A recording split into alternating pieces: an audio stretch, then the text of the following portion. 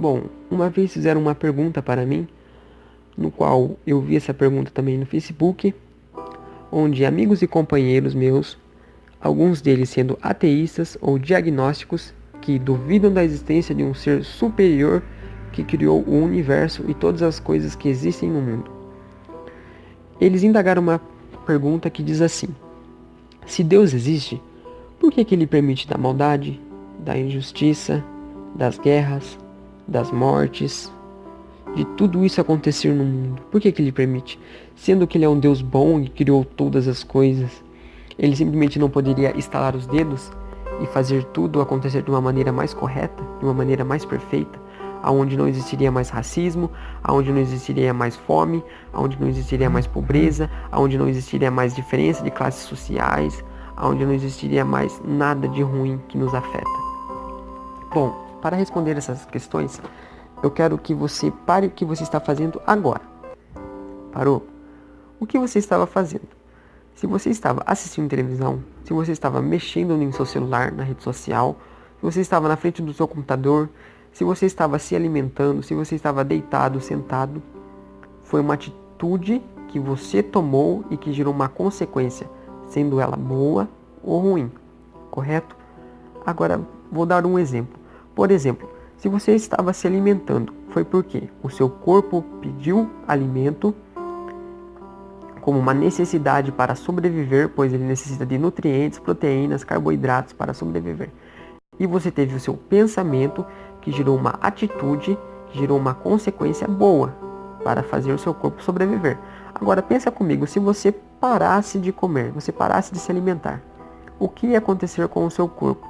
O seu corpo ia se enfraquecer, ia perder nutrientes e não ia ter carboidratos para gerar como fonte de energia para o seu corpo, não ia ter proteínas que são necessárias para o seu corpo e você seria levado ao estado de óbito. Ou seja, você teve um pensamento, você realizou esse pensamento através de uma atitude e essa atitude levou uma consequência ruim individual, que afetou apenas você mesmo, correto? Agora, vamos voltar para o tempo onde aconteceu as mortes, onde aconteceu a escravidão, onde teve a Primeira e a Segunda Guerra Mundial. Pense comigo, homens com poder, que tinham dinheiro, que tinham status e que conseguiram mudar o pensamento de uma nação e que esse pensamento gerou uma ação e essa ação gerou uma consequência ruim, porque teve mortes de inocentes que não mereciam ter morrido. Agora pensa comigo, é culpa de Deus essa consequência que ocorreu no mundo por uma decisão dos homens através dos seus pensamentos? É culpa de Deus 6 milhões de judeus terem sido mortos no Holocausto? É culpa de Deus a escravidão ter existido, de os negros terem sido escravizados através da sua cor da pele, que não significa nada? Será que é culpa de Deus de tudo isso ter acontecido? Ou será que é falha do ser humano assumir os seus próprios erros, assumir as suas próprias falhas? Porque o ser humano é falho e Deus sabe que o ser humano é falho. E Deus permite que o ser humano realize essas ações para a gente perceber que a nossa insignificância está presente sempre na população, na sociedade, na humanidade. Porque foi o nosso livre-arbítrio. O livre-arbítrio é a gente tomar as nossas decisões, a gente tomar as nossas atitudes, nossos pensamentos como a gente bem entender.